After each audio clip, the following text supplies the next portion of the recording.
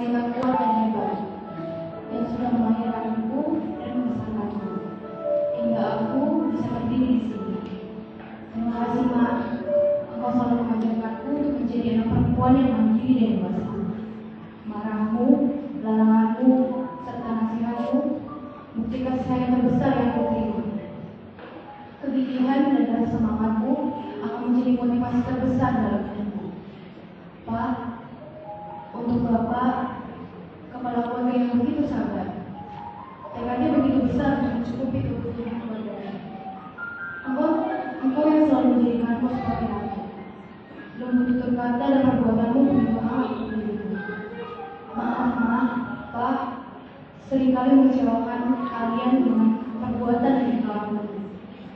Dan maaf, Ma, Pak, aku belum bisa menjadi anak